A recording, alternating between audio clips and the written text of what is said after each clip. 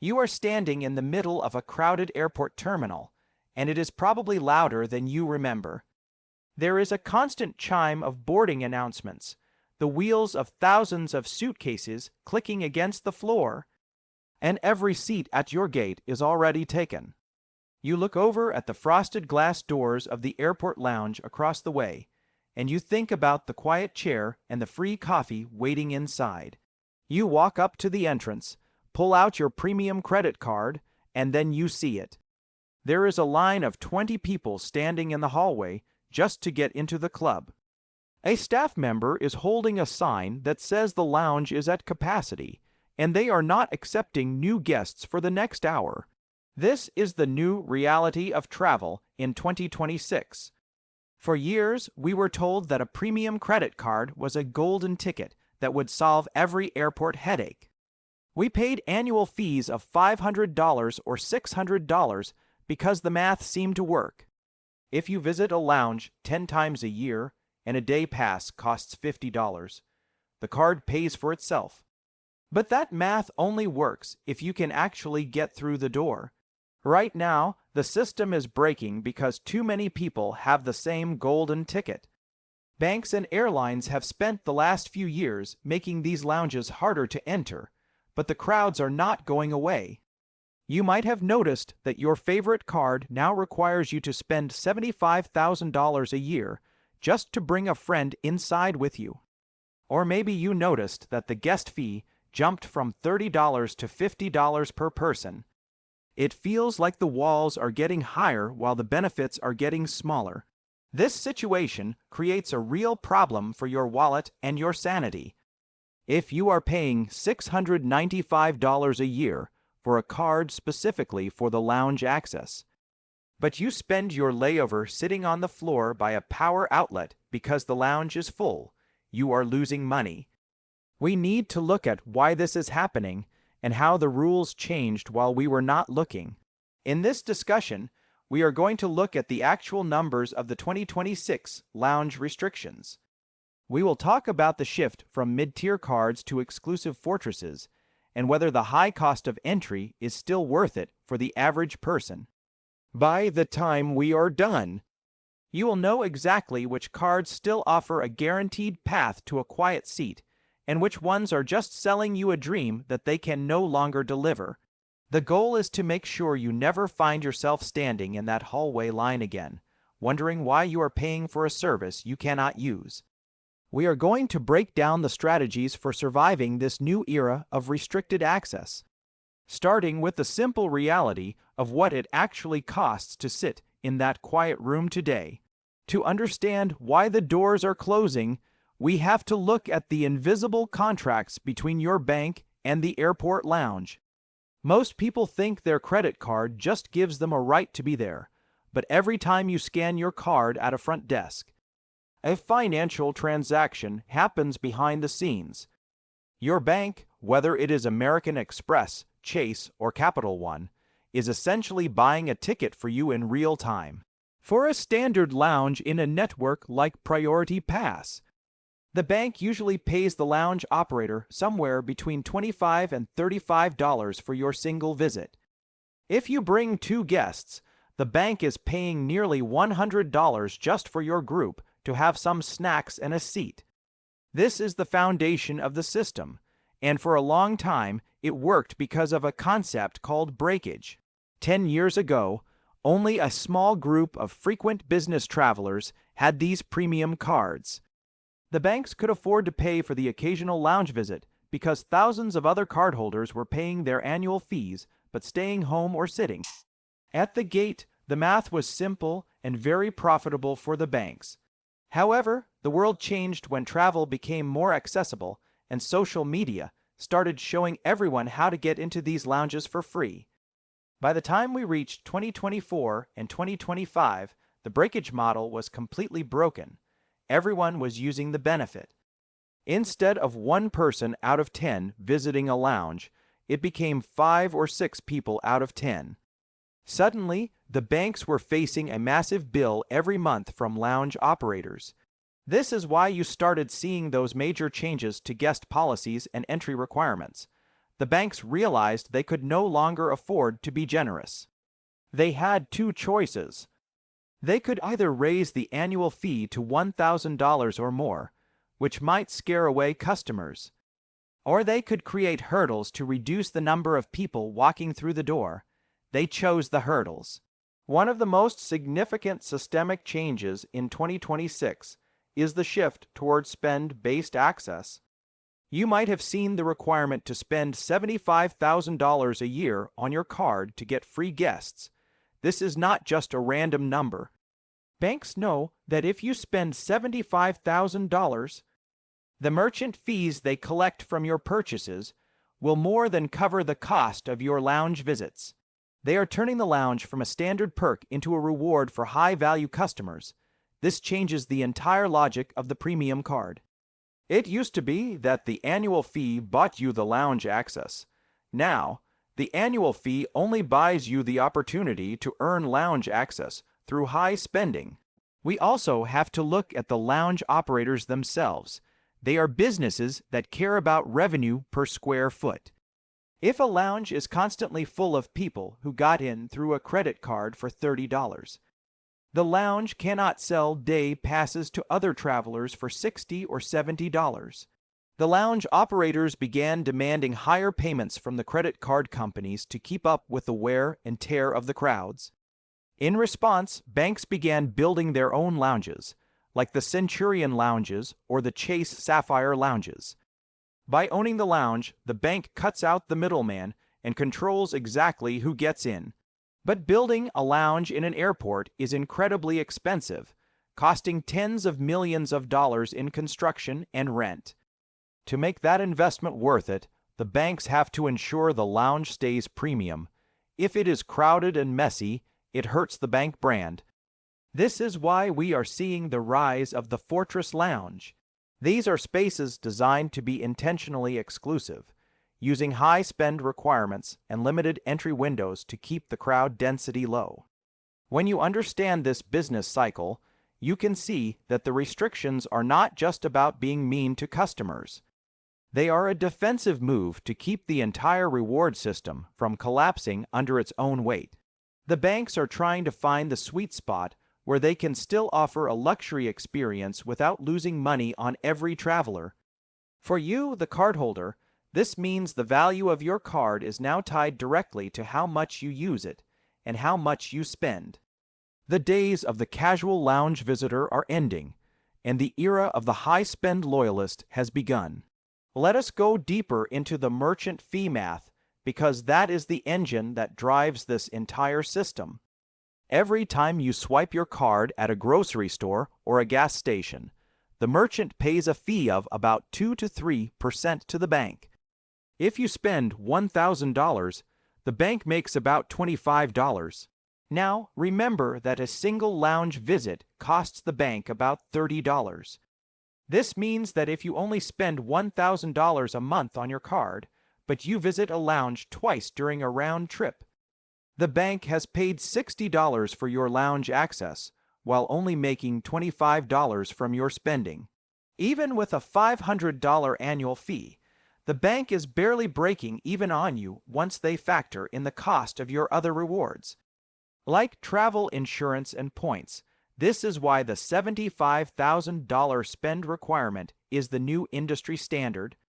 At that level of spending, the bank is making roughly $1,800 in merchant fees from your card alone. That $1,800 gives them a massive cushion. They can easily afford to let you and 2 guests into a lounge 5 times a year because they are still making a significant profit. From a systemic perspective, the banks are essentially firing their least profitable customers. They are making the lounge experience so difficult or expensive for the low spenders that those people will eventually cancel their cards. This is a deliberate strategy to clear out the lounges for the people who spend enough to make the system profitable again. You also have to consider the role of the airline partnerships. Airlines have their own lounges, like the Delta Sky Club or the United Club. For years, these airlines sold access to credit card companies to bring in extra revenue. But as planes became more crowded, The airlines realized that their own high-paying, first-class passengers were getting frustrated because they could not find a seat in the lounge. The airlines had to choose between the check they received from the credit card company and the loyalty of their most expensive travelers. In 2026, we are seeing the airlines choose their own passengers. They are limiting how many times a credit card holder can visit, and they are raising the requirements for entry. This creates a squeeze on the credit card companies. If they cannot offer reliable airline lounge access, their premium cards look less attractive. This is why the banks are now in a race to build their own independent networks. They are trying to become travel brands themselves rather than just financial institutions. This competition is what created the fortress lounges we see today. Each bank wants to prove that their specific oasis is the most exclusive and the most comfortable.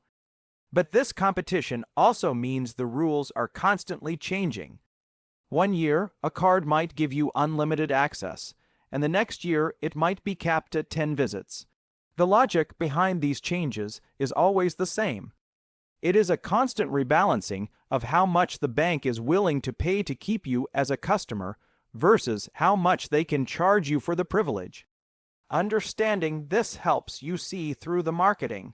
When a bank announces a new restriction, they often frame it as a way to improve the customer experience by reducing crowds. While that is partially true, the underlying reality is a shift in the financial contract. They are moving away from a model where everyone gets a seat and toward a model where only the most profitable customers are guaranteed a place to sit. This systemic pressure is not going to go away because the cost of operating these spaces continues to rise. For the consumer, the challenge is no longer just picking a card with a high point multiplier. The challenge is now understanding the hidden math of access and deciding if you are the type of customer the bank actually wants to keep in their lounge. If you are not hitting those high spend markers, you are effectively paying for a benefit that the system is actively trying to prevent you from using. This is the core logic of the Fortress Lounge, and it is the most important factor to consider when you look at your travel budget for the coming year. We need to sit down and look at the actual spreadsheets that the banks are using to decide if you are a profitable customer or a liability. In 2026, the most important number in your wall, it is $75,000. This is the new threshold that several major card issuers have established as the baseline for complimentary guest access. For many people, $75,000 is an enormous amount of money to put on a single credit card in 1 year. If you break that down, it is $6,250 every single month. For the average household, reaching that level of spending requires putting every single expense, from your mortgage or rent to your groceries and taxes, onto one specific piece of plastic, but we have to ask what you are giving up to reach that goal. This is what financial experts call opportunity cost. Most premium cards that offer lounge access only earn 1 point per dollar on general purchases. If you spend $75,000 on a card that only gives you 1 point per dollar, you end up with 75,000 points. However, if you had used a different card that earns 3% cash back or 3 points per dollar on groceries and dining, those same $75,000 could have earned you much more if half of your spending was in those high-earning categories. You might be giving up over $1,000 in potential rewards just to keep your lounge guest privileges. You are essentially paying $1,000 for the right to bring a friend into the lounge for free. If you only travel with a guest 4 times a year, you are effectively paying $250 per guest visit. When you look at it that way, the $75,000 spend requirement is not a perk at all. It is a very expensive prepayment for a service that used to be included in your annual fee. Now let us look at the alternative, which is paying the guest fees directly. In 2026, the standard guest fee has risen to $50 per person per visit. For a couple traveling together, that is $100 for a single round trip with one layover. If you travel 5 times a year, you are looking at $500 in guest fees on top of your $695 annual fee. This brings your total cost for the year to nearly $1,200. This is where the authorized user strategy comes into play. Many premium cards allow you to add an authorized user for a set fee, often around $195 per year. That authorized user then gets their own lounge access. If you travel with the same person every time, paying the $195 fee is much smarter than paying $50 every time you walk through the door. It only takes 4 visits for the authorized user card to pay for itself, but banks have caught on to this as well.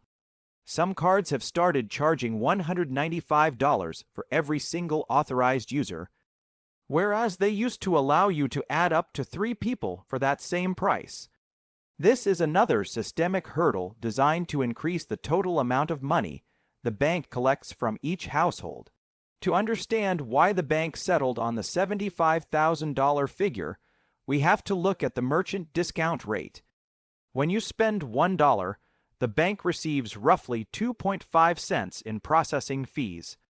On $75,000 of spend, that equals $1,875 in pure revenue for the bank. When you subtract the 1% in points they give back to you, which is worth $750, the bank is left with $1,125. This $1,125 is what pays for your lounge visits, your customer service, and the physical plastic of the card. If the bank pays $35 per visit for you and a guest, they can afford 16 visits before they start losing money on your account. But if you only spend $10,000 a year, the bank only makes $250 in fees. In that scenario, just 4 visits to the lounge makes you an unprofitable customer. This is why the $75,000 wall exists. It is the mathematical break-even point where the bank can guarantee they will not lose money on a heavy lounge user. This logic is also why we see guest fees rising so sharply. By charging $50 per guest, the bank is effectively turning your guest into a profit center. They are paying the lounge operator $35 and keeping $15 for themselves. They have moved from a model of subsidizing your travel to a model of monetizing your travel at every possible turn. For a family of 4, the numbers are even more stark. If you and your spouse each have a card, you are paying double the annual fees. If you try to bring 2 children into the lounge as guests, you are looking at $100 per visit. For a family that travels twice a year with a layover each way, that is $400 in guest fees annually. When you add that to a $695 annual fee, the family is paying nearly $1,100 for 4 hours of lounge time. At that price point, you could spend $100 at a high-end airport restaurant and still save $700 over the course of the year. This is the math that the banks hope you do not do. They want you to focus on the feeling of exclusivity rather than the cost per hour of that exclusivity. As we move further into 2026, these numbers will likely only move in one direction. The costs for real estate in airports are rising. The cost of food and labor for lounge operators is rising. And the banks are under pressure to show higher profits from their premium divisions. This means that the $75,000 spend requirement might soon become $100,000, and the $50 guest fee might become $75. Understanding this trajectory is vital for your long-term financial planning. You are no longer just a member of a club. You are a participant in a high-stakes financial ecosystem where every minute you spend in a lounge has been calculated to the penny by a bank algorithm. By dissecting these numbers today, you can decide if you want to keep playing this game or if it is time to find a new way to travel. You are now looking at a system that values your total spend more than your annual fee, and your strategy must change to reflect that reality. Let us look at the terminal itself. 20 years ago, the lounge was a mystery. It sat behind an unmarked door. Today, the lounge is the main event. It is why you arrive 3 hours early. We have changed how we view travel comfort. It is no longer just about the flight. It is about the status of the wait. In 2025, millions of people got premium cards. Some say 15 million people now pay $500 or more in annual fees. That is a lot of people in one small space. This has changed the airport culture. Gate areas are less comfortable now. Airports are removing seats. They want more shops and food stands. This forces people toward the lounges. They just want a chair and a power plug. We see a new social divide. There is the food court line. There is the lounge line. Even the lounges are louder now. They are not quiet libraries anymore. People take calls on speakerphone. Families scramble for seats. This is why banks build fortresses. They want to make you feel special again. They saw the social media trends. They saw the pictures of free drinks. But when everyone shows up, the luxury is gone. We live in a world of tiers now. You are part of an ecosystem. You are a Chase person or an American Express person. Your identity is your credit card. This shift shows how we value our time. We pay hundreds of dollars to avoid the crowd, but our desire to avoid the crowd created the new crowd. Look at the layout of the airport. You have the terminal, you have priority security, you have the standard lounge, now you have the ultra-premium lounge. We are building layers of walls. This frustrates people. You pay your fee and you think you are in. Then you find a higher level you cannot reach. The goalposts keep moving. It changes how we act. We check the app before we leave home. We feel relief when we get a seat. We feel annoyed when we do not. Travel is now a game of winning and losing. This is the world we built. A quiet corner is now the most valuable spot on earth. More people are joining the premium ranks every day. The tension will only grow. It is a loop. We spend more to stay in the same place. It is not just the banks wanting money. It is a society that outgrew the old system. We are all part of this. Understanding this helps you choose better. You can decide where to spend your time and your money. Now that we have looked at the big picture and the bank math, it is time to bring this back to your actual kitchen table. You need to look at your credit card statement from the last 12 months and ask yourself a very honest question. Are you actually the person the banks want in their lounges today? Or are you just the person paying for someone else to be there? Most of us signed up for premium cards because they felt like a good deal at the time. You paid your $695, and you felt like you were winning every time you had a free drink in a quiet chair. But in 2026, that deal has changed for the mid-tier spender. If your total annual spend is $20,000 or $30,000, you are now in a very difficult position. You are paying a high annual fee for a benefit that is increasingly hard to use. Think about your last 3 trips. Did you get into the lounge every time, or did you see a waitlist or a sign saying they were full? If you are a mid-tier spender, the bank is basically telling you that your lounge access is a secondary priority compared to the high spenders. This means you are paying a premium price for a stand, by service. Let us compare 2 paths.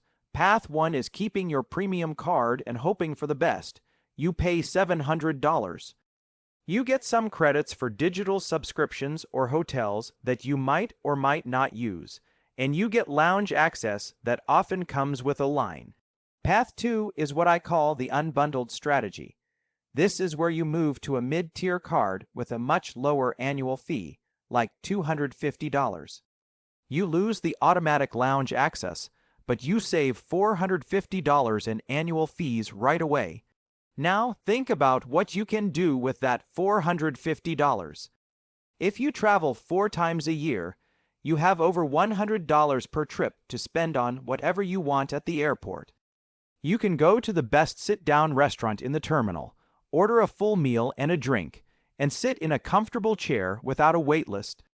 You are still having a premium experience, but you are only paying for it when you actually use it. This is the integration of your spending habits and the new reality of the Fortress lounges. For many of you, the math is starting to favor the unbundled strategy. We have been trained to think that lounge access is the only way to have a good airport experience.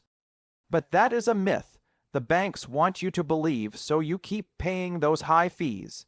If you spend most of your money on groceries, dining, and gas, a mid-tier card often earns more points anyway. You might be earning 4 times the points on your grocery bills, which could add up to an extra 50,000 points a year. Those points are worth at least $500 when you use them for travel. When you add that to the money you saved on the annual fee, you are almost $1,000 ahead.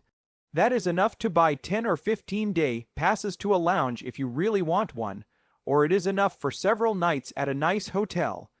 The key is to stop thinking like a member and start thinking like a consumer. The banks have moved to a system that rewards high-volume spending above all else. If you are not a high-volume spender, you are essentially subsidizing the lounges for the people who are.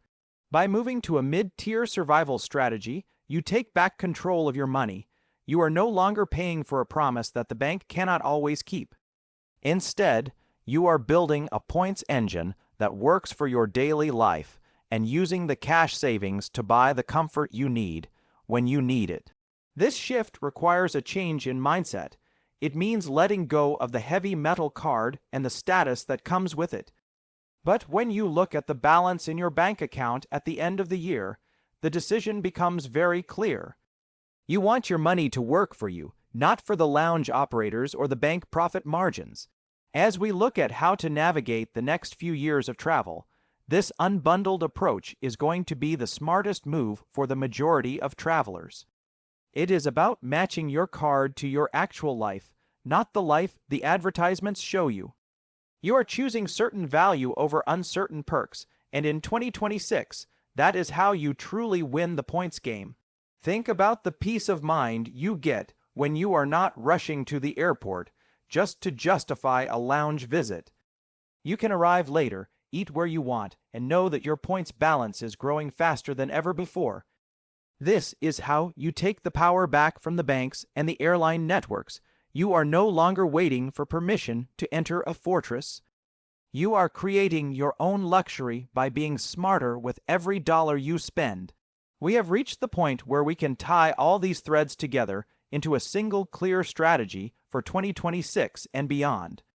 You now understand that the airport lounge is no longer a simple amenity that comes with a premium credit card, but is instead the center of a complex financial battle between banks and airlines. The systemic shift we are seeing is a move away from a subscription model where you pay a fee for a service, and toward a loyalty model where you are rewarded based on your total value to the bank. When you look at the $695 annual fee on a premium card, you should no longer see it as the price of admission to a lounge. Instead, you should see it as the entry fee into an ecosystem where you are then expected to spend $75,000 a year to unlock the full benefits. This is a fundamental change in the contract between you and your financial institution. If you are a person who naturally spends that amount of money on a single card, then the system is still working in your favor. The banks are building those fortress lounges specifically for you because your merchant fees make the math work for them.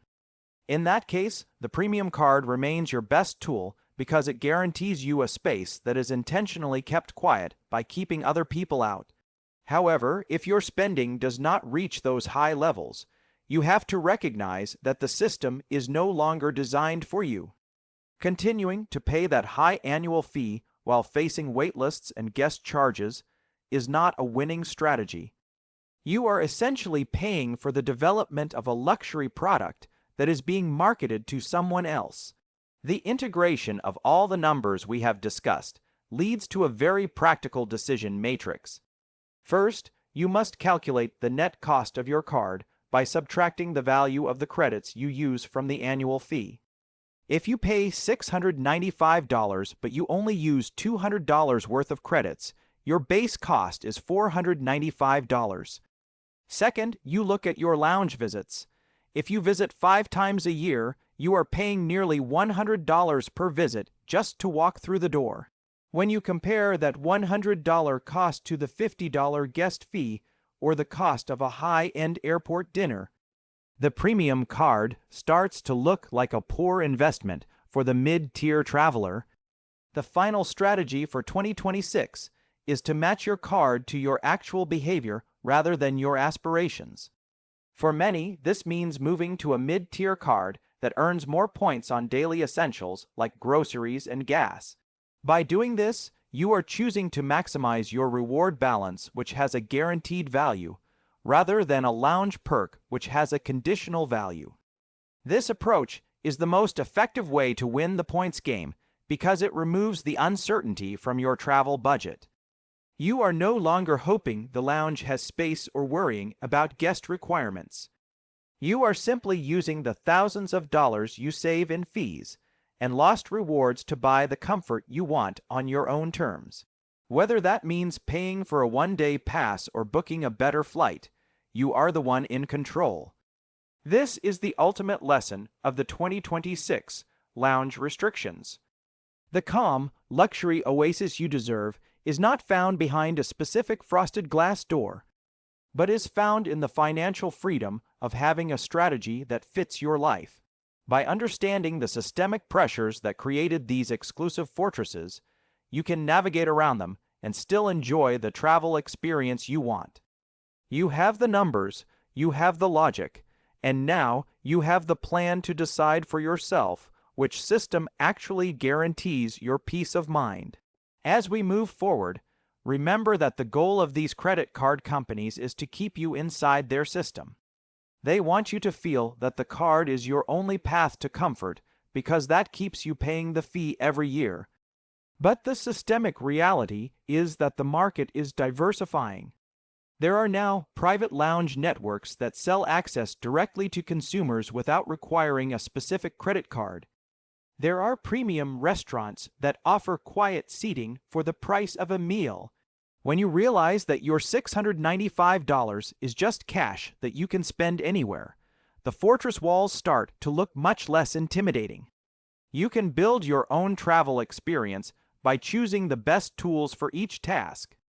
Use a mid-tier card for your daily spending to earn maximum points, and use your saved cash to buy the specific airport comforts that matter to you. This is how you win in a world of tightening restrictions. You stop playing by the bank rules and start playing by your own math. In 2026, the most exclusive club in the airport is the one where the traveler knows exactly what their time and money are worth. By applying the logic we have discussed today, you are now a member of that group. You can walk past the lines and the crowded terminals with the confidence that you have the most efficient and effective financial strategy in your pocket. That is the Point Hacker way,